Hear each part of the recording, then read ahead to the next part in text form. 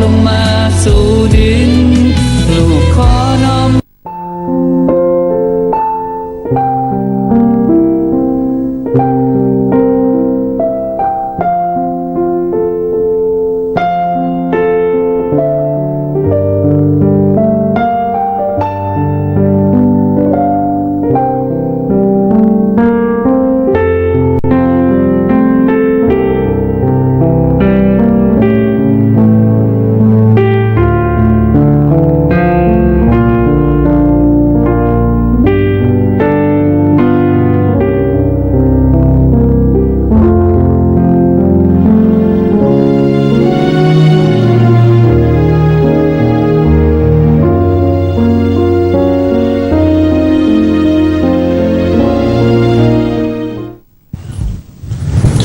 สวัสดีครับพ่อแม่พี่น้องชาวไทยที่รักทุกท่าน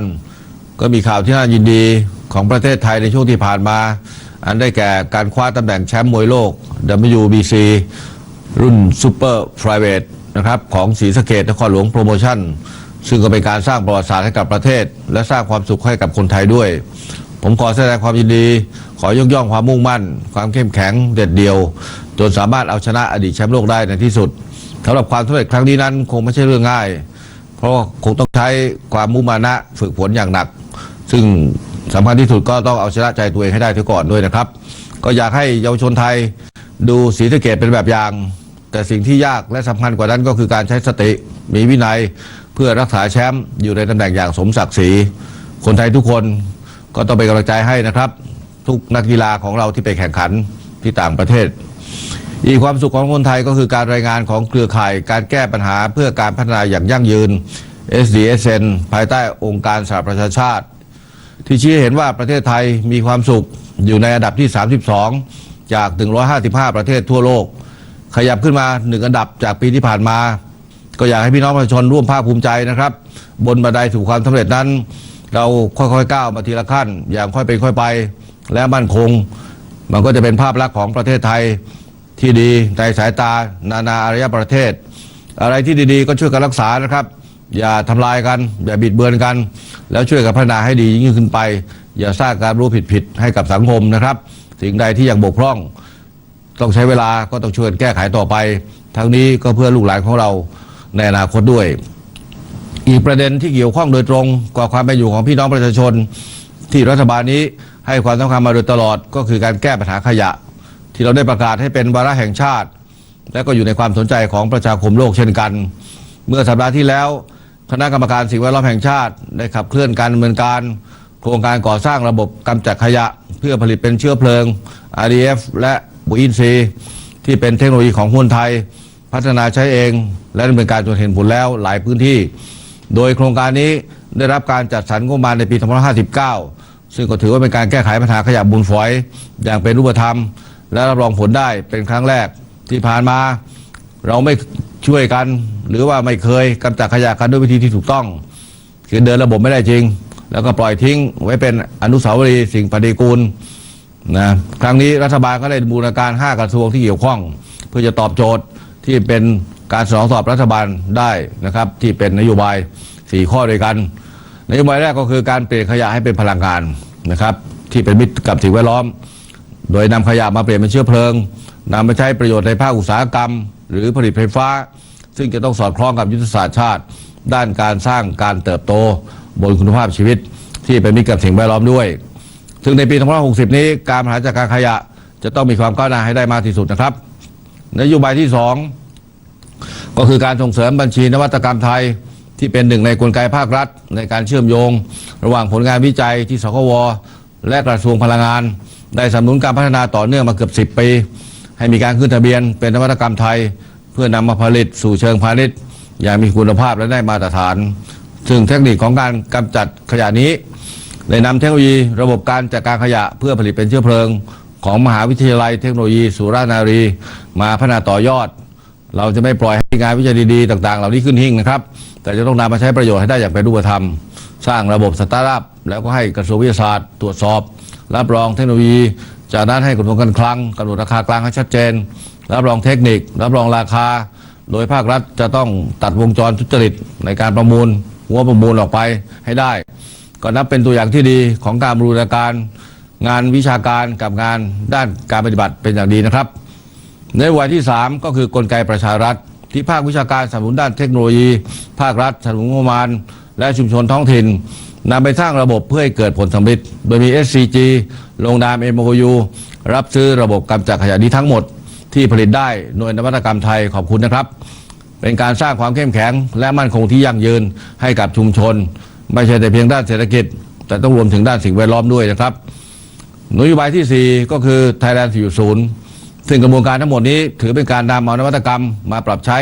ในการใช้ชีวิตประจำวันและดูแลสิ่งแวดล้อมขับเคลื่อนให้นวัตกรรมไทยขายได้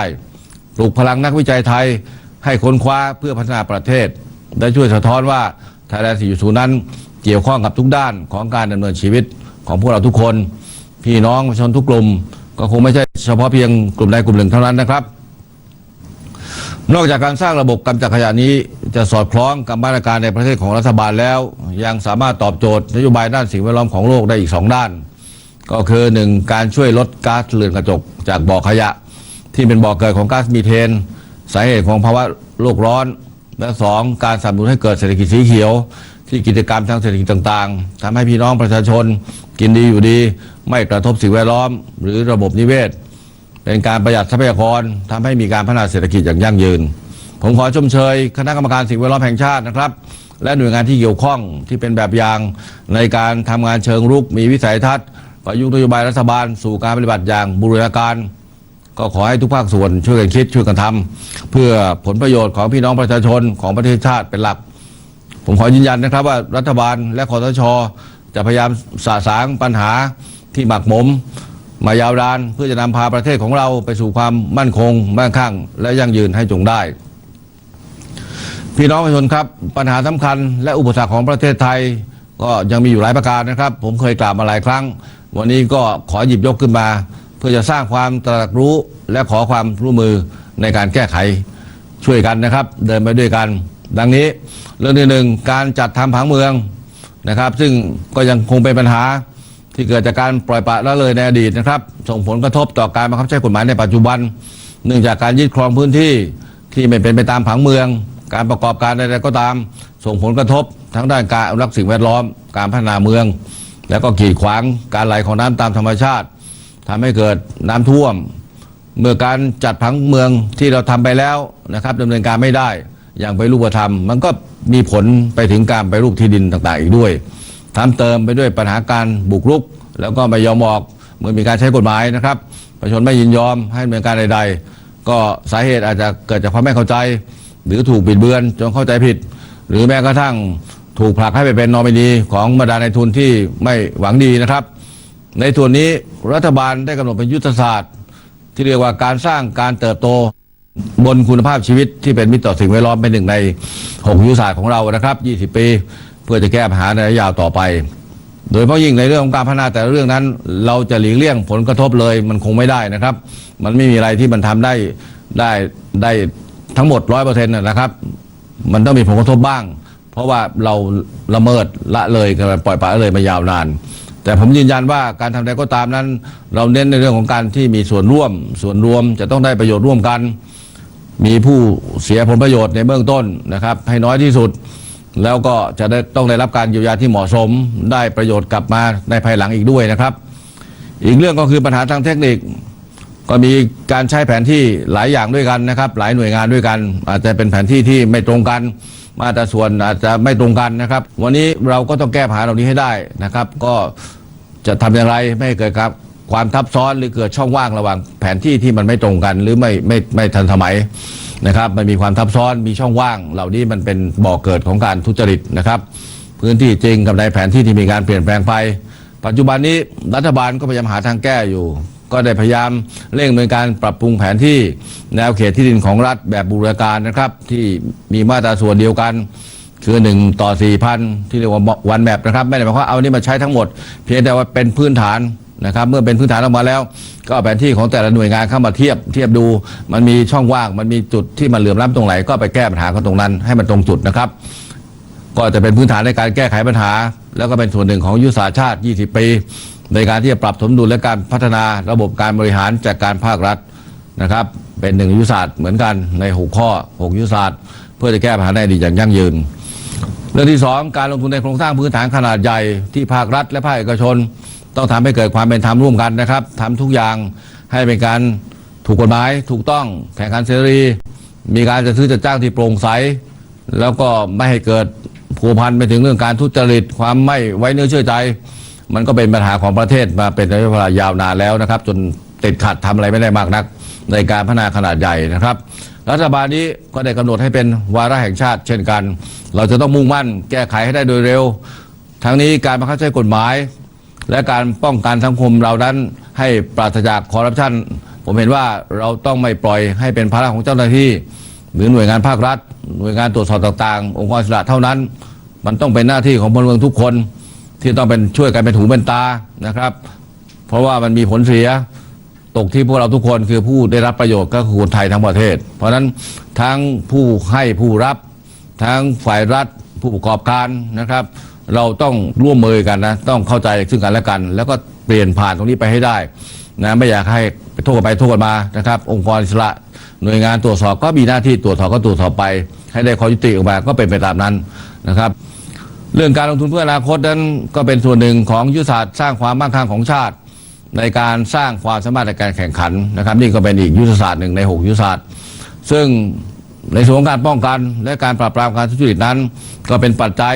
ที่นักลงทุนให้ความสำคัญและต้องดำเนินการอย่างจริงจังและต่อเนื่องในระยะยาวที่ผ่านมานั้นเราค่อยๆแก้ปัญหามาทีละเปราะทีละเปราะหลายอย่างด้วยกันนะครับที่เกี่ยวข้องไม่ใช่ว่าสั่งวันนี้อย่าทุจริตนะแล้วมันจะแก้ได้เลยมันไม่ได้หรอกครับมันดูกฎหมายช่องโหว่กฎหมายนะครับมาตรการราคากลางการจัดซื้อจัดจ้างวิธีการต่างๆมากมายทั้งหมดเราต้องแกะเอาไว้แล้วก็ค่อยแก้วันนี้ก็แก้ไปได้เยอะแล้วนะอาจจะยังไม่ได้ผล100%แต่มันจะได้100ก็ทุกคนช่วยกันดูแลนะครับแล้วก็แจ้งกันมาตั้งแต่ต้นมันจะได้ไม่ลุกลามบานปลายไปถึงตอนท้ายเสียหายมากขึ้นนะครับเราต้องทำให้ได้มากที่สุดก็ขอความมือทั้งฝ่ายข้าราชการรัฐผู้ประกอบการประชาชนที่เกี่ยวข้องทั้งหมดนะครับต้องทำให้ได้มากที่สุดเริ่มกับวันนี้วันหน้าก็จะเรียบร้อยแล้วประสบความสำเร็จ100%อย่างที่ทุกคนต้องการแล้วก็ข้อสำคัญคืออะไรก็ตามที่ทำได้แล้วอย่าปล่อยให้เกิดขึ้นอีกเป็นอันขาดเพราะฉะนั้นสิ่งสำคัญที่สุดก็คือการปลูกจิตสำนึกเราต้องการให้พี่น้องประชาชนลูกหลานซึ่งก็เป็นสิ่งจำเป็นอย่างยิ่งนะครับก็เป็นส่วนหนึ่งของยุทธศาสตร์อีกข้อก็คือในเรื่องของการพัฒนาและเสริมสร้างศักยภาพคนของประเทศนะครับอีกด้วยในเรื่องนี้ต้องขอความร่วมมือกับบรรดา NGO ทั้งหลายนะครับทั้งที่หวังดีหรืออาจจะไม่เข้าใจนะครับช่วยกันดูแลในเรื่องของการลงทุนเพื่อการพัฒนาประเทศนะซึ่งจะต้องรักษาสมดุลกับการรักษาทรัพยากรและสิ่งแวดล้อมถ้าอะไรอันหนึ่งมันไม่สมดุลกันเนี่ยมันก็ไปไม่ได้ทั้งคู่นะครับแล้วก็รักษาไม่ได้ทั้ง2 อย่างแล้วประชาชนก็ไม่มีคุณภาพชีวิตที่ดีขึ้นนะครับในทุกมิติเห็นไหมครับว่ายุทธศาสตร์ที่ยกตัวอย่างไปเนี่ย3-4 ยุทธศาสตร์เนี่ยเป็นส่วนหนึ่งของ6 ยุทธศาสตร์หลัก20 ปีไม่เห็นน่ากลัวตรงไหนเลยนะครับก็เป็นอะไรล่ะเป็นหัวข้อยุทธศาสตร์กว้างๆคราวนี้ก็ทุกรัฐบาลก็ต้องไปคิดกิจกรรมมาว่าจะทำอะไรทำขยะแก้ปัญหาขยะแก้ยังไงนะครับจะพัฒนาคนพัฒนาด้วยอะไรบ้างก็ไปเขียนกันมาไปทำโครงการกันมาแล้วก็วันหน้ามันก็ไปหาการแผ่นดินตามแบบเชิงยุทธศาสตร์นะครับมันก็เดินหน้าไปได้ไม่ใช่ทำงานด้วยพันธกิจอย่างเดียวหรือตามไประเบียบอย่างเดียวมันก็ไม่เกิดความเชื่อมโยงไงนะเพราะนั้นมันจำเป็นต้องมียุทธศาสตร์นะครับแล้วก็ปรับปรุงเปลี่ยนแปลงได้นะเมื่อสถานการณ์โลกมีความเปลี่ยนแปลงได้ตลอดเวลานะครับเรื่องที่3เรื่องการศึกษาผมย้ำมาหลายครั้งแล้วนะครับสำคัญที่สุดเกี่ยวกับเรื่องการพัฒนาทรัพยากรมนุษย์นะครับการขาดหลักคิดนะไม่ใช่คิดเป็นแต่ไม่มีหลักในการคิดที่มันถูกต้องชอบธรรมมีศีลธรรมนะมีอะไรคุณธรรมจริยธรรมถ้าคิดแบบอะไรก็ได้มันก็อาจจะมีทั้งถูกทั้งผิดนะครับเพราะมันจะเป็นต้นตอของทุกปัญหาถ้าเรามีหลักคิดที่ถูกต้องแล้วก็ปรับหลักคิดของเราให้มันสอดคล้องต้องกันนะรับฟังปรึกษาหารือกันมันก็จะไปได้เร็วนะสำหรับการพัฒนาประเทศสำหรับประเทศที่พัฒนาแล้วนะครับกำลังทุ่มเทอย่างมากในการพัฒนาทรัพยากรมนุษย์ถึงมีผลสำเร็จนะมาโดยตลอดของเราต้องเร่งดำเนินการนะครับให้มีคุณภาพด้วยการศึกษาที่มีประสิทธิภาพถ้าเรายังติดอยู่กับหลักคิดที่แย่ๆไม่เท่ากันไม่เป็นพื้นฐานอันเดียวกันหลักคิดพวกนี้มันไม่ใช่คิดเหมือนนะเขาเรียกว่าคิดในทางที่ดีนะไม่ใช่คิดในทางที่อะไรก็ได้นะคิดเป็นอย่างเดียวไม่ได้นะครับอาจจะมีการคิดโดยผู้ประสงค์ร้ายก็มีนะต่อประเทศชาติหรือด้วยหวังอำนาจผลประโยชน์เห็นแก่ตัว นะที่อาจจะคิดง่ายๆว่าคนไม่มีการศึกษา หรือคนมีได้น้อยนั้นเขาจะปกครองได้ง่ายนะคือครอบครองได้ง่ายทำนองนั้นนะครับคงมีการคิดแบบนี้อยู่เหมือนกันนะก็เลยไม่อยากจะพัฒนาให้เขาคิดรู้คิดนะมีหลักคิดอะไรไม่ต้องการไม่สร้างโอกาสให้เขาเพราะเดี๋ยวมันจะปกครองยากนะรัฐบาลนี้ต้องการทุกคนคิดเป็นทั้งหมดนะเพราะนั้นหลายๆอย่างมันติดขัดอาจจะเป็นเพราะความไม่รู้ไม่เชื่อใจกันเองแล้วก็หลายครั้งก็ถูกใช้เป็นเครื่องมือของผู้ที่หวังผลประโยชน์นะจากความไม่รู้ของเรานั้นให้เป็นประโยชน์กับเขาด้วยรัฐบาลนี้มุ่งเน้นการน้อมนำศาสตร์พระราชาทุกแขนงในการที่จะพัฒนาคนพัฒนาประชากรของประเทศแต่กำหนดเป็นยุทธศาสตร์ในเรื่องการพัฒนาและเสริมสร้างศักยภาพคนเป็นพื้นฐานเป็นหัวใจของยุทธศาสตร์อื่นอีกด้วยนะครับสำคัญที่สุดใน6ยุทธศาสตร์นั่นแหละเรื่องที่4ปัญหาเศรษฐกิจจะมีสาเหตุมาจากหลายปัจจัยเช่นโครงสร้างทางเศรษฐกิจของเรานะมีปัญหามีหน่วยเศรษฐกิจหลายอย่างนะครับหลายขนาดเล็กขนาดกลางขนาดใหญ่สหกรณ์วิสาหกิจชุมชน SME นะที่ผ่านมามีความต่อเนื่องเชื่อมโยงกันน้อยมากนะครับต่างคนต่างทำนะเพื่อจะสนับสนุนของตัวเองนะครับแต่ไม่มีความเชื่อมโยงต่อกันไงเพราะนั้นมูลค่ามันก็ไม่เกิดในภาพรวมนะครับมันไม่เพิ่มเป็นแมสเป็นจำนวนขนาดใหญ่ขึ้นมานะครับบางทีภาครัฐก็กำหนดนโยบายออกมารัฐคิดไปทางเอกชนคิดไปอีกทางหนึ่งนะไม่สมเกื้อกูลซึ่งกันและกันนะซึ่งจริงๆแล้วมันก็ควรจะเจอกันตรงกลางนะครับให้เป็นแบบวินที่ว่าทั้งสองทางอ่ะรัฐก็ได้ประเทศชาติก็ได้นะผู้การก็ได้ประชาชนก็ได้ทุกคนได้หมดนะเราจะต้องคิดเพื่อสร้างความเปลี่ยนแปลงในเรื่องเศรษฐกิจแล้วก็เดินหน้าต่อไปให้ได้นะครับต้องติดตามให้รู้เท่าทันนะครับอีกทั้งกฎหมายนะซึ่งจะเป็นกฎเกณฑ์เป็นหลักปฏิบัติที่จะทำให้ทุกฝ่ายได้มีการดำเนินทุกกิจกรรมด้วยความโปร่งใสเท่าเทียมในตลาดการค้าเสรีบางอย่างนั้นอาจจะยังไม่ทันสมัยไม่ทันโลกไม่ทันเทคโนโลยีมันก็เป็นอุปสรรคต่อการดำเนินการทางธุรกิจนะครับทำให้เกิดช่องว่างทำให้เกิดการช่อราดบังหลวงสำหรับเจ้าที่ที่ไม่มีอุดมการณ์นักลงทุนผู้ประกอบการที่ไม่ดีนะครับแสวงหาประโยชน์ส่วนตัวหรือมีการตอบแทนบุญคุณส่วนตัวโดยผลประโยชน์ส่วนรวมหากทุกอย่างเป็นไปตามกฎหมายนะครับที่รัฐกุมเป็นสากลโปร่งใสทุกขั้นตอนเกื้อกูลทุกฝ่ายเท่าเทียมกันอย่างที่รัฐบาลนี้พยายามทำอยู่มันก็ไม่น่าจะเป็นการเอื้อประโยชน์แก่ใครนะครับเป็นการเฉพาะหากยึดถือผลประโยชน์ส่วนใหญ่ของประเทศชาติและประชาชนเป็นที่ตั้งนะครับบางทีก็กล่าวอ้างกันไปกันมาว่ากฎหมายนี้เพื่อคนนี้เพื่อคนนั้นผมไม่ได้มีเจตนาอย่างนั้นเลยนะครับต้องไปดูให้ดีนะเศรษฐกิจของประเทศประกอบไปด้วยธุรกิจขนาดใหญ่ที่เรียกว่าอาจจะเรียกว่าข้ามชาติด้วยนะครับการลงทุนทั้งในประเทศของคนไทยด้วยกันหรือจากต่างประเทศเข้ามาลงทุนหรือเราไปทุนที่ต่างประเทศนะครับการประกอบการ SME วิสาหกิจชุมชนสหกรณ์หรือร้านค้าขายอิสระทั้งหมดนะครับก็เป็นสิ่งที่ต้องพิจารณาไปพร้อมๆกันนะครับมันจะต้องเกื้อกูลกันไม่งั้นมันก็จะมีส่วนใดส่วนหนึ่งที่มีได้น้อยเพราะส่วนใหญ่มันมาไม่ถึงเพราะนั้นส่วนน้อยก็ทำมากก็ได้น้อยไงเพราะนั้นเราต้องทำทั้งหมดเนี่ยให้มันเชื่อมโยงให้ได้เรากำลังทำอยู่นะครับมันไม่แก้กันได้ง่ายๆแบบนั้นเพราะนั้นก็อย่ามาบิดเบือนกันอีกเรื่องเศรษฐกิจแบบนี้นะครับมันอันตรายรัฐบาลนี้ก็มีหน้าที่ที่จะอำนวยความสะดวกในทางด้านกฎหมายโครงสร้างพื้นฐานกฎกติกาต่างๆนะครับแล้วในเรื่องของการคมนาคมขนส่งระบบสารสนเทศก็ทำตัวเหมือนเป็นสะพานเชื่อมโยงสร้างห่วงโซ่ในวงจรเศรษฐกิจนะครับทั้งภายในประเทศเองแล้วก็ไปยังต่างประเทศเราต้องสร้างบรรยากาศภาพลักษณ์ความสัมพันธ์ที่ดีมีผลต่อความเชื่อมั่นความไว้วางใจแล้วก็ความมั่นคงในการค้าการลงทุนทุกคนเขาต้องวางแผนหมดในการใช้จ่ายใช้เงินทุนนะครับถ้าเขาไม่เชื่อมั่นเขาก็ไปกู้เงินไม่ได้ก็ลงทุนไม่ได้มันก็ไม่เกิดอะไรเกิดขึ้นมาเราต้องสร้างความไว้วางใจให้เกิดขึ้นในประเทศเราให้ได้นะครับอย่าทำลายกันอีกเลยนะว่ากันไปว่ากันมาผลกระทบมันก็ออกไปข้างนอกนะมีอะไรก็มาบอกกันมาแก้ไขกันนะถ้าเป็นเจตนาที่บริสุทธิ์เราก็ทำให้หมดแล้วนะครับเว้นแต่เจตนาบริสุทธิ์ผมไม่รู้จะทำยังไงเหมือนกันนะตรงไหนมันบกพร่องมันก็จะส่งผลกระทบต่อทุกกลุ่มมันเป็นห่วงโซ่นะครับอะไรมันดีมันก็ไปดีกับทุกกลุ่มถ้ามันเสียมันก็เสียทุกกลุ่มนะก็อยากให้ทุกคนนั้นได้มองตรงนี้นะครับเข้าใจตรงนี้แล้วก็ร่วมมือกันโดยเฉพาะยิ่งกับกลไกประชารัฐที่เริ่มมาหลายจังหวัดแล้วเนี่ยนะแล้วทุกจังหวัดก็กำลังเดินหน้าไปอยู่นะครับถึงแม้ว่าโดยธรรมชาติแล้วทุกคนทราบดีนักธุรกิจผู้ประกอบการนะครับก็คงจะต้องหวังผลกำไรให้มากที่สุดนะครับเพราะเพื่อจะคืนให้กับผู้ถือหุ้นด้วยนะหรือนักลงทุนในขณะที่ประชาชน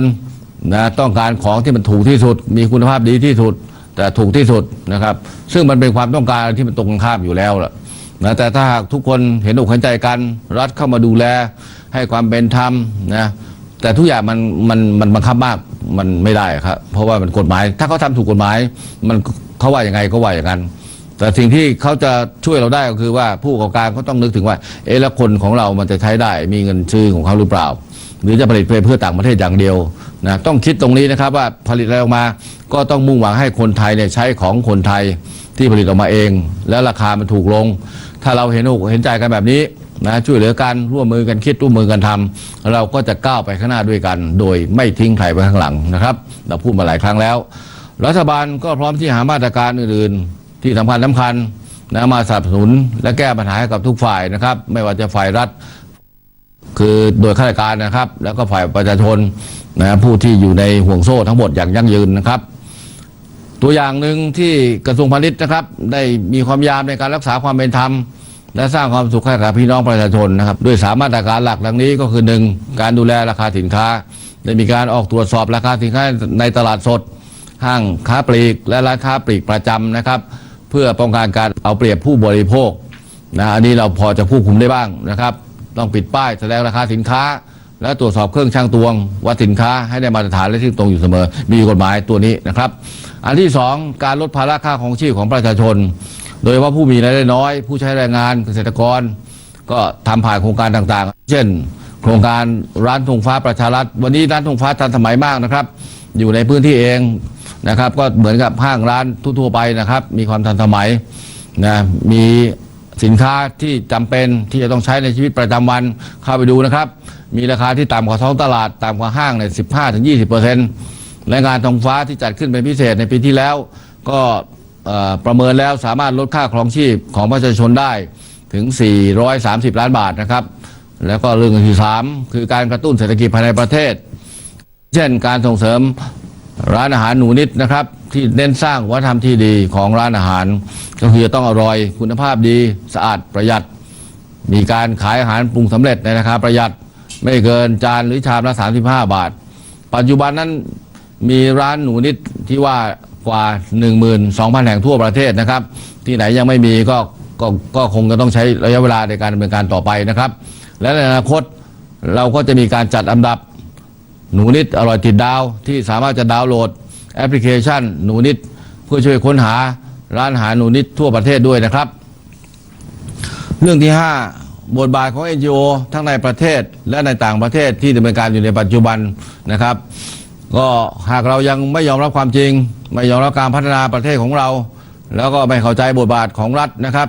คือคิดเดิมๆและทำแบบเดิมๆวันนี้เราเปลี่ยนแปลงไปเยอะแล้วนะครับในเรื่องของการบริหารราชการแผ่นดินข้าราชการระเบียบกฎหมายเปลี่ยนแปลงไปเยอะนะครับเพราะฉะนั้นก็ไม่อยากจะให้มุ่งแต่ประเด็นในกิจกรรมตนเองเท่านั้นคือจะต้องรักษาให้ได้มากที่สุดจะต้องทำอย่างนี้อย่างนั้นโดยไม่คำนึงถึง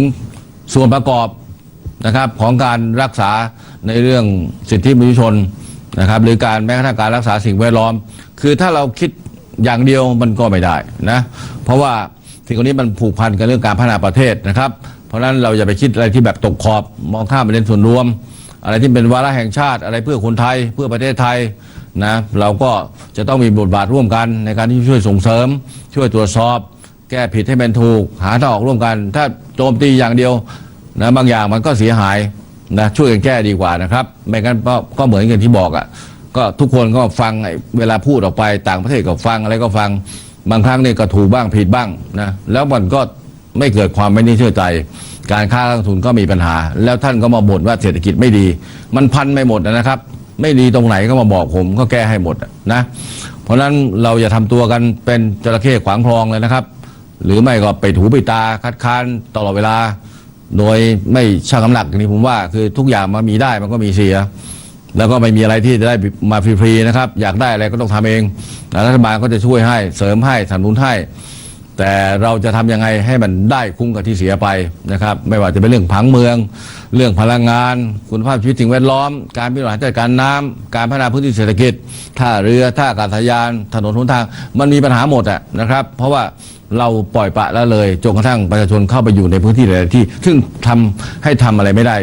นะก็คัดค้าน นะต่อต้านตลอดแล้วก็บอกว่ามีรายได้น้อยแล้วจะให้ทำยังไงนะมันเศรษฐกิจมันดีขึ้นไม่ได้หรอกครับถ้าทุกอย่างมันเกิดขึ้นพร้อมๆกันไม่ได้เราต้องช่วยกันทำให้โครงการที่สำคัญนั้นเริ่มโครงการเหล่านี้ไปได้นะครับเพื่อประโยชน์ของประชาชนโดยรวมบางส่วนเสียประโยชน์นะครับก็ต้องช่วยดูแลเขาเยียวยาเขาถ้าไม่ทำอะไรเลยต่อต้านไปแบบนี้รัฐบาลทำไม่ได้มีโครงการทำไม่ได้นะทุกเรื่องมันเดือดร้อนทีหลังน้ำท่วมฝนแรงนะพลังงานไม่พอนะแล้วก็อะไรแหล่งเก็บกักน้ำก็ไม่เพียงพอทำระบบระบายน้ำก็ไม่ได้ส่งน้ำก็ไม่ได้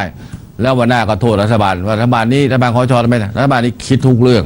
นะแล้วเขียนแผนทำโครงการมาทุกเรื่องมันติดตรงนี้แหละครับไปทำตรงไหนก็ติดคนนะบางที่ก็ไม่ติดคนติดความคิดนะติดความไม่เข้าใจมาต่อต้านกันแบบนี้ตลอดมันจะเกิดได้ไงนะคิดสองทางให้ผมบ้างนะก็ขอให้ลึกเสมอว่ารัฐบาลนี้มีเป้าหมายที่ชัดเจนนะครับมั่นคงมั่งคั่งและยั่งยืนเปิดเผยทุกโครงการจะทำอะไรก็บอกก่อนทุกครั้งนะคิดแล้วก็บอกคิดแล้วก็แนะนำคิดแล้วก็สร้างความเข้าใจยังติดขัดเลยนะถ้าทำแบบเดิมๆมันจะยิ่งไปไม่ได้ใหญ่นะครับรัฐบาลนี้นะครับคิดอย่างลึกซึ้งคิดอย่างเชื่อมโยงนะตั้งแต่ต้นทางกลางทางปลายทางบางอย่างคิดต้นทางก่อนแล้วไปดูปลายทางว่าต้องการอะไรแล้วมาหาวิธีการทำตรงกลางทางบางอย่างไปเอาปัญหาปลายทางขึ้นมาจากประชาชนขึ้นมาแล้วคิดย้อนกลับมาถึงต้นทางแล้วเราจะแก้กลับไปยังไงมันต้องคิดแบบนี้สองทางนะจากบนลงล่างนะต้นทางไปปลายทางแต่ตรงกลางทางสำคัญถึงวันนี้เราก็อยู่กลางทางอยู่ตรงนี้ไงในการที่จะเปลี่ยนแปลงปัญหานะที่มันเกิดขึ้นซ้ำซากนะเราอยู่กลางทางเพราะฉะนั้นถ้าเราไม่ทำเส้นทางตรงนี้ให้มันเคลียร์ให้มันชัดเจนเดินไปข้างหน้าไปสู่ปลายทางไอ้สิ่งที่เราคาดหวังมันก็ไม่เกิดขึ้นนะเราต้องทำให้เกิดความสมดุลและยั่งยืนนะครับก็ขอคุณาช่วยกันด้วยตัวอย่างที่สำคัญที่สุดคือเรื่องปัญหาน้ำท่วมภัยแล้งมันไม่เพียงแต่ส่งผลกระทบต่อเกษตรกรรายย่อยนะแต่ส่งผลกระทบต่อน้ำอุปโภคบริโภคนะมีผลกระทบต่อระบบนิเวศการผลักดันน้ำเค็มมีผลต่อสัตว์น้ำสิ่งแวดล้อมหากบริเวณปากอ่าวมีน้ำต้นทุนไม่เพียงพอโดยเฉพาะในบางช่วงเวลานะครับที่เราต้องการน้ำเป็นปริมาณมากนะในการทำการเกษตรมันก็ทำให้น้ำในการผลักดันน้ำเค็มเนี่ยมันน้อยลงนะน้ำก็เข้ามาลึกเข้ามาเรื่อยๆดินก็เค็มนะเพราะฉะนั้นเราต้องมีการบริหารจัดการน้ำต้นทุนให้ดีที่สุดนะครับโดยมีการทำอย่างบูรณาการให้เป็นระบบเราจะหวังน้ำฝนอย่างเดียวมันก็บางทีก็ตกบ้างไม่ตกบ้างตกมากตกน้อยตกใต้เขื่อนเหนือเขื่อนบางครั้งเราก็คิดว่าไปทำฝนเทียมมันก็ได้แต่เพียงนิดหน่อยเท่านั้นเองนะครับบางพื้นที่ทำไปแล้วก็ไม่ได้บินไม่รู้กี่เที่ยวฝนก็ไม่ตกปริมาณความชื้นไม่เพียงพอป่าเราน้อยลงนะครับเหล่านี้มันไม่มั่นคงทั้งสิ้นนั้นเราทำยังไงเราต้องแก้ปัญหาระยะยาวให้ได้นะไม่ใช่แก้ปัญหาระยะสั้นๆไปตลอดนะครับพอน้ำแรงก็เอาน้ำไปส่งพอน้ำท่วมก็ระบายน้ำช่วยเหลือบรรเทาความเสียหายเราจะต้องบริหารจัดการตั้งแต่ป่าต้นน้ำทุกคนต้องช่วยกันดูแลนะครับอะไรที่เป็นป่าต้นน้ำอย่าไปบุกรุกอย่าไปเข้าไปอยู่อาศัยนะเราต้องช่วยกันปลูกป่าแซมนะครับเพิ่มเติมปริมาณต้นไม้ให้มากขึ้นไม้ยืนต้นเราต้องช่วยเจ้าที่ในการบังคับใช้กฎหมายอย่างเคร่งครัดนะถ้าท่านทำผิดกฎหมายแล้วเจ้าที่เขาปล่อยปละละเลยเขาก็ผิดนะเสร็จแล้ววันหน้าพอจะต้องใช้จริงๆขึ้นมาท่านก็ต่อต้านอีกมันผิดมาตั้งแต่ต้นทางวันนี้เราต้องไม่ให้มีการบุกรุกป่าเพิ่มขึ้นรักษาที่มีอยู่นี้ให้ได้นะครับแล้วก็ซ่อมแซมไปใช้ระยะเวลาเรามีการสร้างฝายชะลอน้ำเพิ่มเติมแหล่งเก็บกักน้ำแก้มลิงเขื่อนอย่างที่บอกแล้วมันต้องทำให้ได้ทุกพื้นที่นะบางครั้งมันไปไม่ได้เพราะมันติดที่ประชาชนที่ส่วนตัวเราเนี่ยไม่ยอมเสียสละกันมันก็เลยไปไม่ได้หมดเพราะฉะนั้นการกระจายน้ำมันไปทำไม่ได้แล้วก็ไปไม่สอดคล้องกับการใช้น้ำทั้ง3กลุ่มนะครับเราต้องทำให้เพียงพอเก็บน้ำให้ได้บางครั้งเราก็ต้องแลกกับพื้นที่ลุ่มน้ำท่วมเป็นประจำกับความที่หายเนี่ยเป็นกับไอ้สิ่งที่เรารักษาไว้บุกรุกกันไว้เนี่ยมันแลกกันมันไม่คุ้มค่านะผมว่านะเพราะว่ามันต้องเสียหายไปเรื่อยๆถ้าก็ต้องย้ายบ้านไปซ่อมบ้านไปตลอดทุกปีมันคุ้มที่ไหนล่ะครับถ้าย้ายสักทีเดียว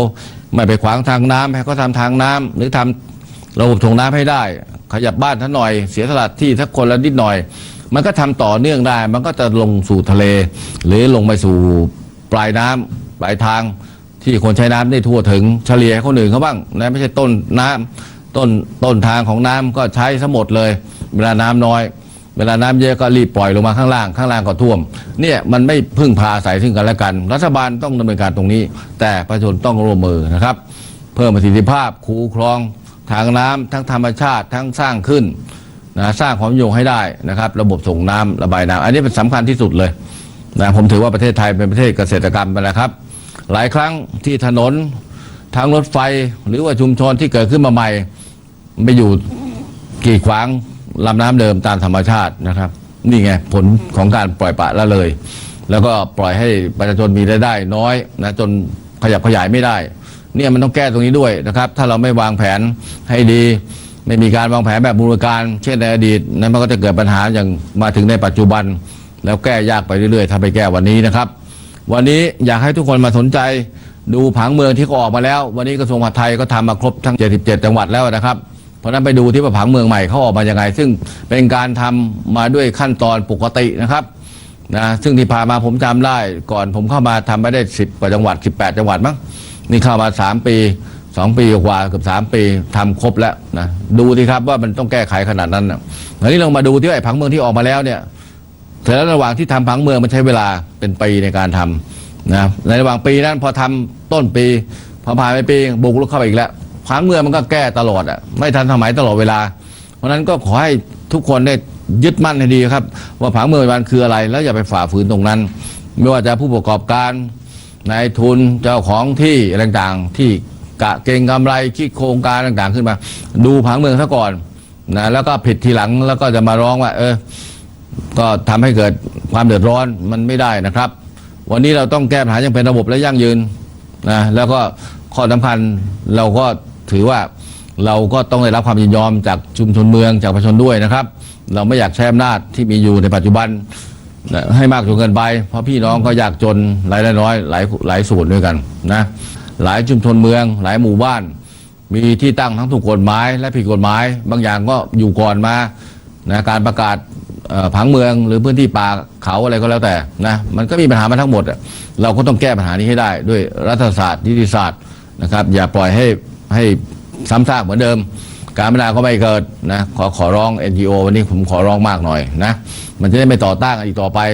ถ้าคิดจะต่อต้านอย่างเดียวแล้วไม่สร้างสรรค์ผมว่ามันไม่น่าจะใช่นะไม่น่าจะใช่การทำงานที่ถูกต้องนะครับเพราะอย่าลืมว่าท่านก็เป็นคนไทยนะบางทีก็ไปพูดจาเสียหายต่างประเทศทั้งที่บางเรื่องจริงบ้างบางเรื่องก็ไม่จริงส่วนใหญ่ไม่จริงก็เยอะนะเรื่องเราก็แก้กันดีครับเราไม่บอกเราแล้วจะไปแก้กันได้ยังไงให้ใครมาแก้เหรอให้เขามาบังคับประเทศไทยเหรอนะคิดซะบ้างตรงนี้นะทำเพื่อประเทศชาติกันบ้างทุกคนมีเหตุมีผลมีหลักคิดทำหน้าที่ของตนอย่าให้เป็นอุปสรรคในการพัฒนาในพื้นที่ถ้าไม่ทำเศรษฐกิจก็ดีขึ้นไม่ได้เงินทองรายได้ก็ไม่หมุนเวียนไม่กระจายอย่างบางคนก็บ่นว่าอะไรรวยก็เป็นกระจุกจนเป็นกระจายก็ไม่ร่วมมือมันก็เป็นอย่างนั้นแหละครับก็ต้องช่วยกันสร้างความเชื่อมโยงเสียสละแบ่งปันนะปัญหาย่อยใหญ่ในอดีตมันจะได้รับการแก้ไขนะครับอย่างจริงจังไม่งั้นแก้ไม่ได้นะครับการแก้ไขนั้นหรือแก้ปลายเหตุมันต้องถูเสียเงินประมาณจำนวนมากมายทุกปีน้ำท่วมฝนแรงก็ใช้เงินมหาศาลนะครับแทนที่เราจะเอาเงินเหล่านั้นมาทำทางระบายน้ำอะไรที่เก็บน้ำแก้มลิงเขื่อนอะไรเยอะแยะไม่ได้หมดเสียไปเปล่าๆพี่น้องก็เสียใจนะหลายคนก็มีแต่ความทุกข์นะเพราะฉะนั้นเราจะต้องสร้างสรรค์สิ่งเหล่านี้ขึ้นมาใหม่นะครับสร้างแนวคิดขึ้นมาใหม่นะอย่าไปทำแบบนี้ทุกปีนะเรื่องที่6เรื่องการบิดเบือนข้อเท็จจริงบางทีก็นำเสนอข้อมูลนะที่เป็นการให้ความหวังนะที่ผิดนะไอ้ถูกไม่เป็นไรละความหวังทุกคนก็ต้องมีความหวังนะแต่ถ้าเป็นความหวังที่บิดเบือนผิดหวังผลทางการเมืองบ้างหวังผลอะไรก็แล้วแต่ในทางไม่สุจริตนะหรือทำให้การเมืองระหว่างประเทศมีปัญหานะทำให้สังคมสับสนนะทำให้ถูกจับตามองจากองค์กรระหว่างประเทศนะทำให้เห็นว่ามีผู้คนในประเทศไทยมีความขัดแย้งประเทศแตกแยกทางความคิดไม่มีเสรีภาพทุกอย่างมันก็เละไปหมดนะครับก็จะกระจายไปหมดหลายพรรคหลายฝ่ายหลายกลุ่ม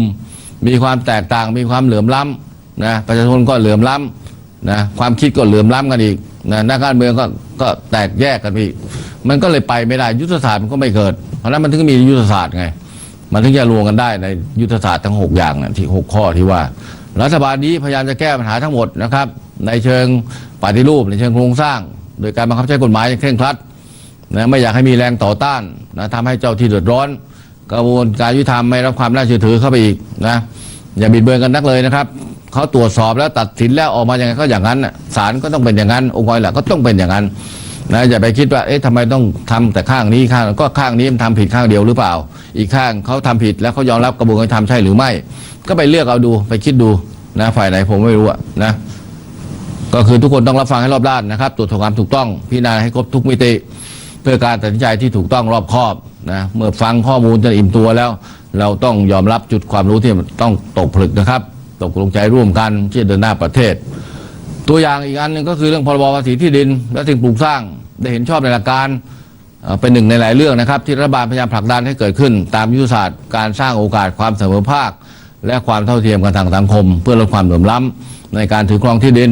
ให้มีการใช้ประโยชน์ที่ดินของประเทศอย่างเต็มประสิทธิภาพก็ได้มอบนโยบายไปแล้วนะครับว่าการจัดเก็บภาษีมันต้องสร้างความเป็นธรรมสร้างความเท่าเทียมเป็นภาระกับประชาชนส่วนใหญ่เดี๋ยวชนผู้มีรายได้น้อยของประเทศนะครับในทางกลับกันพี่น้องเหล่านี้จะต้องได้รับประโยชน์จากกฎหมายฉบับนี้นะครับผู้มีรายได้น้อยน่าจำนวนมากเช่นได้รับการจัดสรรที่ดินทำกินหรือมีสวัสดิการที่ดีขึ้นเพราะรัฐมีรายได้เพิ่มมากขึ้นก็จะลงทุนอนาคตได้มากขึ้นเหล่านี้เป็นต้นนะครับส่วนผู้ที่เป็นเจ้าของที่ดินก็อยากจะให้ท่านช่วยกันเสียสละนะครับมองเห็นความตั้งใจจริงของรัฐบาลวันนี้เสียภาษีอาจจะเสียมากขึ้นวันหน้าราคาที่ดินมันก็สูงขึ้นเองนะครับแล้วบางอย่างก็จะเผื่อแผ่แบ่งปันให้ประชาชนเช่ามากขึ้นและมากขึ้นแต่คนไปเช่าที่เขาก็ต้องรักษากติกานะครับเมื่อเจ้าของที่เขาจะใช้ที่ก็ต้องคืนให้เขานะครับเพราะเราเช่าเขามาเราเนี่ยเป็นสิ่งที่มันมีปัญหามาตลอดนะในการสร้างความเท่าเทียมและก็สร้างโอกาสให้กับพี่น้องคนไทยนะครับเราต้องการให้มีที่ดินทำกินเป็นของตนเองทุกคนด้วยเรื่องที่7เรื่องการกระจายอำนาจอันนี้เป็นสิ่งสำคัญนะครับหลายคนหลายพวกหลายฝ่ายก็พูดกันเสมอกระจายอำนาจทุกคนต้องเข้าใจว่ามันคืออะไรกระจายอำนาจนะต้องทบทวนแล้วหาข้อเท็จจริงนะครับบนพื้นฐานของความจริงว่าหากเราพูดถึงคำว่ากระจายอำนาจคือการปกครองตนเองการบริหารจัดการตนเองทุกเรื่องนะมีงบประมาณเป็นของตนเองนะครับส่วนกลางก็ไม่ต้องมายุ่งมากนักเพราะประชาชนรู้ปัญหาของพื้นที่ดีผมถามว่าแล้วมันทำได้อย่างเวลานี้มันยังไม่พร้อมตอนนั้นเพราะเราก็ได้อะไรอยู่แล้วเปลี่ยนผ่านมานานมันต้องพัวแล้วที่มีราชการส่วนกลางส่วนภูมิภาคส่วนท้องถิ่นนะหลายคนบอกว่าบ้านของเราจังหวัดของเราเก็บภาษีได้เยอะแยะทำไมต้องไปแบ่งคนอื่นด้วยคิดแบบนี้ไม่ได้นะประเทศไทยเป็นหนึ่งเดียวเพราะฉะนั้นรายได้ทั้งหมดก็ต้องมารวมแล้วก็มาที่ศูนย์กลางแล้วก็แบ่งปันไปจังหวัดอื่นซึ่งบางจังหวัดบางพื้นที่รายได้เขาน้อยไงเราก็ต้องไปดูในเรื่องของการเก็บภาษีที่ดินภาษีเลื่อนลงนั่นเป็นเรื่องของท้องถิ่นนะวันนี้ก็เก็บกันไม่ค่อยได้ใช่ไหมเพราะฉะนั้นต้องไปดูอีกทีว่าเดี๋ยวกฎหมายตัวนี้ออกมาให้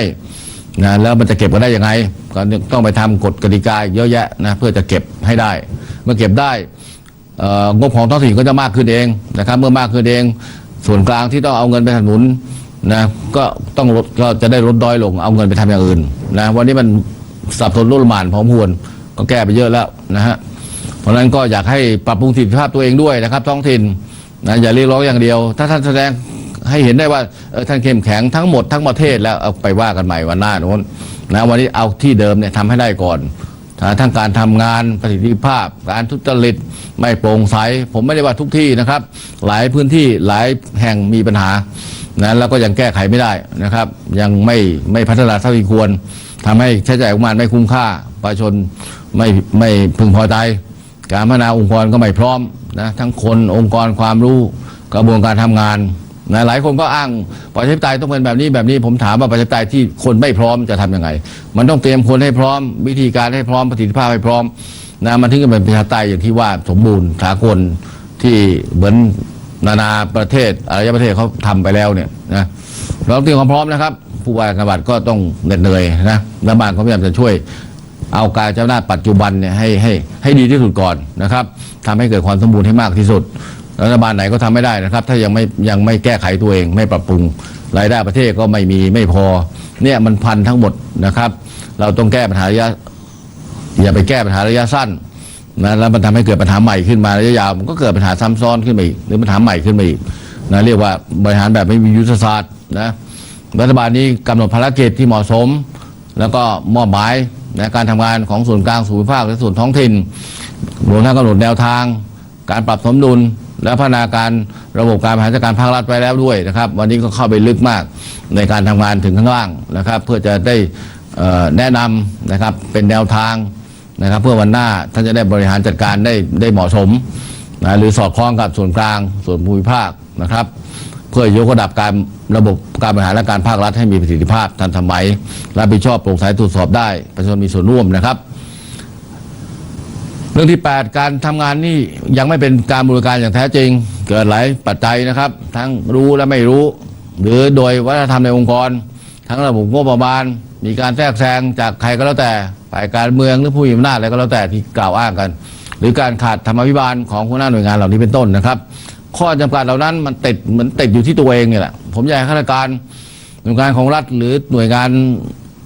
อะไรก็แล้วแต่ภาคธุรกิจเอกชนทั้งหมดอ่ะต้องทำความเข้าใจให้ตรงกันนะครับว่าอะไรที่เป็นนโยบายอะไรที่จะต้องประชารัฐอะไรที่ต้องบริการมันต้องทำให้ได้โดยการบริการต้องทำให้ได้ไม่ทำแล้วมันเกิดผลเสียวันนี้วันหน้าเสียมากกว่านี้เป็นอุปสรรคมากกว่านี้เราต้องทำให้ได้เร็วๆถ้าคิดแบบเดิมมันก็จะติดทุกวันปลดล็อกไม่ได้ปัญหาอุปสรรคมันติดที่ตัวเองก่อนความคิดตัวเองก่อนแล้วก็เอากฎหมายมาบ้าต่อเสร็จแล้วก็ไปไม่ได้เลยคิดก็ไม่ได้กฎหมายก็ติดผมเข้ามาวันนี้ผมเข้ามาแก้ปัญหานี้นะให้เกิดการบริการประชาสัมพันธ์รัฐบาลก็ตั้งปยปคณะกรรมการเชิงยุทธศาสตร์ PMDU มาขับเคลื่อนมีมาตรา 44 แก้ปัญหาให้แล้วไม่ทำวันนี้จะทำเมื่อไหร่ผมถามเถอะนะต้องแก้ไขปัญหาได้ทั้งแนวตั้งและแนวนอนอะไรก็ตามที่เป็นงานตามภารกิจก็ต้องทำให้ได้ตามแผนงานนะอันนี้คือตามหน้าที่ของแต่ละกระทรวงนะเดิมมันทำงานแบบนี้อย่างเดียวภารกิจเนี่ยของมาแล้วก็ทำตามหน้าที่กระทรวงไม่ใช่มันต้องไปดูความต้องการของพื้นที่ของประชาชนด้วยนี่คือ elevate ก็คือภารกิจนี่แหละให้มันทำให้ครบซะก่อนนะจากนั้นก็มาสร้างความเชื่อมโยงด้วยการบริการทำให้มันใหญ่ขึ้นกว้างขึ้นจากถนน1 เลนเป็น2 เลนเป็น3 เลนเป็น4 เลนเชื่อมต่อกันให้มากขึ้นนะเชื่อมต่อไม่ใช่สัญจรไปมาอย่างเดียวไปเชื่อมต่อเรื่องระบบเศรษฐกิจการขนส่งการคมนาคมการท่องเที่ยวคิดให้มันกว้างแบบนี้มันถึงจะเกิดงานในพื้นที่ที่เรามองอยู่เป็นเอเลเบสนะครับเพื่อจะยกระดับคุณภาพชีวิตนะเพราะว่าอย่างไรก็ตามนะทุกประเทศในโลกก็ยังมีระบบราชการอยู่นะครับที่จะเป็นเครื่องมือหลักในการขับเคลื่อนประเทศเชื่อมโยงกลไกประชารัฐซึ่งก็เหมือนเป็นระบบกล้ามเนื้อถ้ากล้ามเนื้ออ่อนแรงรีบหรือล้าไม่เข้มแข็งประเทศชาติก็เดินไม่ได้แข่งขันกับใครไม่ได้นะครับเหมือนวิ่งไปแล้วก็สู้เขาไม่ไหวนะเดี๋ยวซ่อมเดี๋ยวพักมันก็หลุดขบวนน่ะโลกศตวรรษที่21แล้วไม่สามารถที่จะเป็นที่พึ่งสุดท้ายให้กับพี่น้องประชาชนได้เลยนะครับตัวอย่างหนึ่งความพยายามของกระทรวงแรงงานที่ต้องการจะใช้กลไกประชารัฐเพิ่มคุณภาพชีวิตลูกจ้างลดอุปสรรคการค้าในอุตสาหกรรมประมงทะเลอุตสาหกรรมสัตว์ปีกโดยก็มีการแก้ปัญหาการละเมิดสิทธิแรงงานการค้ามนุษย์ในกระบวนการผลิตตลอดห่วงโซ่อุปทานให้ได้ด้วยการนำสาพระราชาในการมีส่วนร่วมสร้างกลไกประชารัฐประธานข้อมือกับกระทรวงเกษตรสหกรณ์องค์การแรงงานระหว่างประเทศสมาคมผู้ผลิตสินค้าประมงและบริษัทต่างๆในการจัดทำแนวปฏิบัติการใช้แรงงานที่ดีและส่งเสริมให้ผู้ประกอบการนำไปใช้ปฏิบัติต่อแรงงานอย่างมีจริยธรรมนะครับและก็สอดคล้องกับกฎหมายแรงงานของประเทศเช่นการไม่ละเมิดสิทธิแรงงานไม่ใช้แรงงานเด็กผิดกฎหมายไม่ค้ามนุษย์รัฐบาลนี้ก็ถือเป็นวาระแห่งชาติเหมือนกันนะครับก็จะส่งผลให้ผู้ใช้แรงงานมีคุณภาพชีวิตที่ดีขึ้นตามมาตรฐานแรงงานสากลนะควบคู่กับการเสริมศักยภาพในการแข่งขันทางการค้าของผู้ประกอบการไทยเสริมสร้างภาพลักษณ์ให้กับสินค้าไทยในเวทีการค้าโลกแล้วก็ประเทศไม่ต้องสูญเสียรายได้กว่า130,000 ล้านต่อปีด้วยนะครับจากประเด็นปัญหาต่างๆที่กล่าวมาแล้วนั้นสรุปได้ว่าสิ่งที่รัฐบาลและคสช.คิดและทำกำลังคิดและทำเพื่อคนจำนวนมากก็คือเพื่อพี่น้องประชาชนทั้งประเทศไม่เลือกที่รักมักที่ชังไม่เลือกพื้นที่ไม่เลือกจังหวัดไม่เลือกตำบลอำเภอนะมันมีใหญ่ตรงโน้นตรงนี้กลางตรงนี้นะเล็กตรงโน้นมันก็มาเสริมกันไปกันมานะมันก็เกิดทั้งประเทศถ้าทำไม่ได้ทำมันสำเร็จมันก็ไม่เกิดความยั่งยืนนะครับถ้าเราทุกคนที่เป็นเจ้าของประเทศที่ทุกคน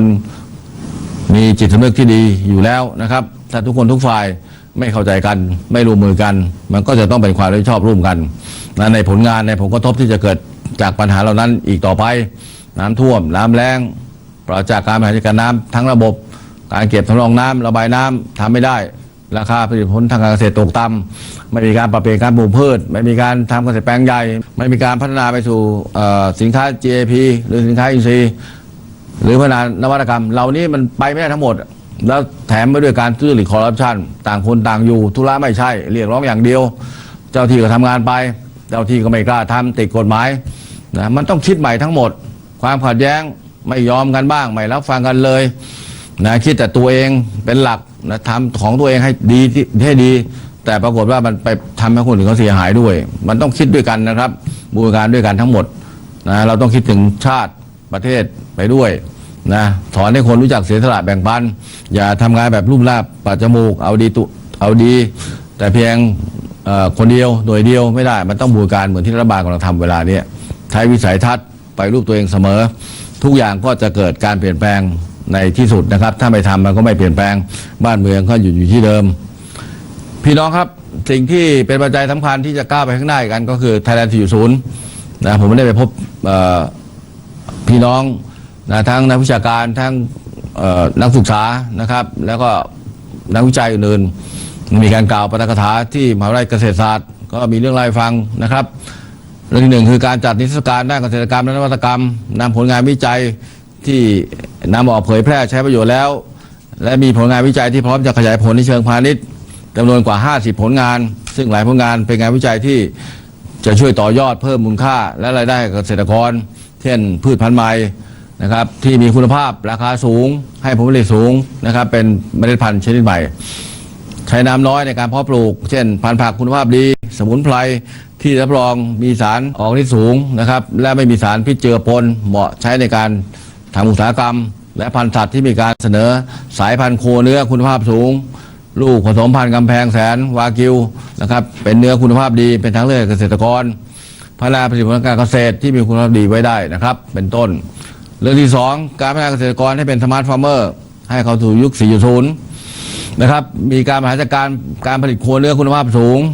เกษตรแปลงใหญ่แอปพลิเคชันสำหรับเกษตรกรในการพัฒนาชุมชนการบริหารจัดการปลูกข้าวการใช้ปุ๋ยสั่งตัดการเลี้ยงปลาแบบแม่นยำสูงอีกหลายอย่างนะครับซึ่งมีเกษตรกรนำไปใช้แล้วได้ผลดีรวมทั้งมีการพัฒนาหลักสูตรศาสตร์แห่งแผ่นดินสำหรับพัฒนาเกษตรกรให้ปรับตัวเข้ากับการเกษตร 4.0 นะครับเพื่อนำผลผลิตไปสู่การแปรรูปต่างๆในยุค 4.0 นะครับให้มีราคาของต้นทางมันสูงขึ้นทำยังไงนะมันก็ต้องช่วยคิดนะครับเพื่อจะช่วยขับเคลื่อนประเทศ 3. การพัฒนาระบบสารสนเทศสำหรับการจัดการเกษตรได้แก่ศูนย์กลางข้อมูลความรู้ทางการเกษตรแห่งชาติเพื่อรวบรวมความรู้ทางด้านการเกษตรในรูปแบบดิจิทัลสำหรับเกษตรกรนะครับใช้ให้ง่ายครอบคลุม 4. การวิจัยเพื่อพัฒนาเทคโนโลยีสำหรับนำมาใช้เองในประเทศรวมทั้งส่งออกเทคโนโลยีไปยังต่างประเทศเพื่อจะช่วยสร้างรายได้ให้กับประเทศนะครับที่มีมูลค่าเช่นการพัฒนาชุดทดสอบสารก่อภูมิแพ้การผลิตวัคซีนสำหรับปลาและสุกรการสร้างเครื่องวิเคราะห์ปริมาณน้ำมันในผลปาล์มอย่างรวดเร็วและมีความแม่นยำสูงและเครื่องปลูกข้าวสำหรับนาประณีตและนาแปลงใหญ่เป็นต้น 5. ก็คือการวิจัยเพื่อต่อยอดทางการเกษตรโดยการแปรรูปอาหารเพื่อสุขภาพต่างๆนะครับเช่นแผ่นควบคุมน้ำตาลต้านอนุมูลอิสระอาหารผู้สูงอายุที่มีภาวะอ้วนผลิตภัณฑ์ข้าวแปรรูปต่างๆเพื่อเพิ่มมูลค่าและการพัฒนาเครื่องดื่มเพื่อสุขภาพนะครับสิ่งเหล่านี้เป็นการนำงานวิจัยมาประยุกต์ใช้ให้เกิดประโยชน์ได้จริงหากขยายผลออกไปก็จะช่วยพัฒนาคุณภาพสร้างมูลค่าให้กับผลิตภัณฑ์ในภาคการเกษตรเพิ่มรายได้กับพี่น้องเกษตรกรได้มากยิ่งขึ้นนะครับนอกจากงานวิจัยแล้วยังมีการวางรากฐานด้านข้อมูลต่างๆเพื่อสนับสนุนและให้ต่อยอดงานวิจัยในอนาคตอีกด้วยทางมหาวิทยาลัยเกษตรศาสตร์ก็ได้ร่วมกับสำนักงานพัฒนาเศรษฐกิจจากฐานชีวภาพ BEDO นะครับในการจัดทำบัญชีรายการทรัพย์สินชีวภาพสำหรับพืชชนิดต่างๆรวมทั้งร่วมเครือข่ายกับททช.กรมวิชาการเกษตรในการสร้างธนาคารเชื้อพันธุ์พืชระดับชาติเพื่อต่อยอดการใช้ประโยชน์จากความหลากหลายของทรัพยากรธรรมชาติในประเทศไทยให้เกิดเป็นผลิตผลทางการเกษตรชนิดใหม่เช่นเห็ดราสมุนไพรเราอาจจะไปใช้ในการพัฒนาผลิตภัณฑ์ให้มีคุณภาพดียิ่งขึ้นพี่น้องประชาชนครับสิ่งที่น่าสังเกตงานวิจัยที่ผมไปสัมผัสมาที่มหาวิทยาลัยเกษตรศาสตร์วันนั้นหรือที่อื่นก็ตามหลายๆชิ้นมีคุณภาพดีมากแล้วก็ถือเป็นนวัตกรรมที่น่าสนใจแต่หลายอย่างก็รออยู่ระหว่างการรอขยายผลนะถ้าเราสามารถเร่งรัดตรงนี้ได้นำมาใช้ได้อย่างเป็นรูปธรรม ก็สามารถจะเป็นแรงขับเคลื่อนประเทศได้ ซึ่งขณะนี้ทางมหาวิทยาลัยก็ได้เสนอรัฐบาลให้ความสำคัญกับการศูนย์งานวิจัย การเผยแพร่งานวิจัยให้เกิดประโยชน์ในวงกว้างนะครับนำงานวิจัยของมหาวิทยาลัยไปสู่ผู้ประกอบการรวมทั้ง SME การสร้างเวทีที่ส่งเสริมให้เกิดการทำงานร่วมกันระหว่างมหาวิทยาลัยหน่วยงานภาครัฐเอกชนและเกษตรกรรวมทั้งการใช้ข้อมูลเพื่อการเกษตรร่วมกันทุกภาคส่วนซึ่งก็ตรงกับแนวทางของรัฐบาลที่ให้ความสำคัญกับการสร้างนวัตกรรมด้วยการงานวิจัยในทุกด้านเป็นหัวใจของการขับเคลื่อนเศรษฐกิจประเทศไปสู่ยุค 4.0 ถึงรัฐบาลกำลังเร่งรัดนะครับเรื่องขึ้นทะเบียนการรับรองมาตรฐานมก.อย.นำสู่การผลิตใช้งานให้ได้โดยเร็วปัญหาตรงนั้นก็มีอีกละมีอยู่เหมือนกันนะไม่ทันช้าเสียเวลาคนไม่พอก็แก้ต้องไปแก้ตรงนู้นด้วยนะครับเช่นในเรื่องของการขึ้นบัญชีวันนี้ก็ขึ้นไปหลายอย่างนะครับถ้าขึ้นบัญชีกันแล้วไปผ่านมาตรฐานมันก็สามารถจะไปผลิตจำหน่ายได้นะใช้ได้มันจะเป็นกลไกในการเชื่อมโยงนะครับบัญชีนวัตกรรมไทยที่ว่าเนี่ยงานวิจัยกับเอกชนผู้ผลิตที่ครม.ครั้งที่ผ่านมาผมก็เร่งรัดทุกหน่วยงานไปรวบรวมงานวิจัยนะครับจากทั้งของรัฐของอะไรล่ะของสถานศึกษานะครับของภาคธุรกิจเอกชนนะครับที่ต้องการให้รัฐบาลสนับสนุนที่มีศักยภาพนะครับเราก็จะนำไปสู่การต่อยอดในเชิงพาณิชย์นำมาใช้เกิดประโยชน์จะเป็นรูปธรรมนะครับได้มาตรฐานแล้วไปหาแก้ไขอุปสรรคเหตุการณ์ทั้งหมดให้ทำให้ได้โดยเร็วรวมทั้งเราก็ต้องมาดูเรื่องสิทธิประโยชน์ผู้วิจัยด้วยนะครับหรือองค์กรของผู้วิจัยนะว่าทำยังไงเขาจะมีรายได้นะที่เป็นกำลังใจจูงใจให้เขามานำผลิตผลงานใหม่ๆออกมานะครับทำงานวิจัยเพื่อสร้างสรรค์นวัตกรรมให้กับประเทศไทยของเราให้มีความเจริญเติบโตยิ่งขึ้นไปนะครับวันนี้พูดเยอะหน่อยนะครับก็หลายเรื่องด้วยกันก็คงต้องทำเข้าใจกันหลายเรื่องมันสลับซับซ้อนนะแล้วก็ต้องทำหลายอย่างด้วยกันแต่ผมอยากจะสร้างความเข้าใจตนเองนะครับอย่าเพิ่งเบื่ออย่าเพิ่งรำคาญเลยนะเพราะถ้าไม่ฟังมันก็ไม่รู้ว่ารัฐบาลคิดอะไรแล้วพอใครไม่หวังดีมาพูดอะไรมามันก็ทำให้งานของรัฐบาลที่กำลังทำเนี่ยมันช้าลงนะช้าลงโดยไม่มีเหตุมีผลนะขอร้องพี่น้องประชาชนนะครับกรุณาช่วยกันตั้งความหวังแบบผมเนี่ยเหมือนผมเนี่ยว่าเราจะต้องมีประเทศไทยที่มั่นคงมั่งคั่งยั่งยืนให้ได้โดยเร็วที่สุดนะครับขอขอบคุณครับขอให้ทุกคนมีความสุขในช่วงวันหยุดสุดสัปดาห์ขอให้เกิดความปลอดภัยนะครับในการเดินทางระวังเรื่องการเดินทางการบังคับใช้กฎหมายด้วยนะครับทั้งวันนี้และวันหน้านะอย่าให้มีผลกระทบซึ่งกันและกันอีกเลยนะครับและมีการบาดเจ็บสูญเสียมากไม่ว่าจะในวันใดนะมันก็ทำให้ครอบครัวเสียใจทั้งสิ้นนะครับผมก็เสียใจไปกับท่านด้วยเหมือนกันในฐานะเป็นผู้นำรัฐบาลขอบคุณนะครับสวัสดีครับ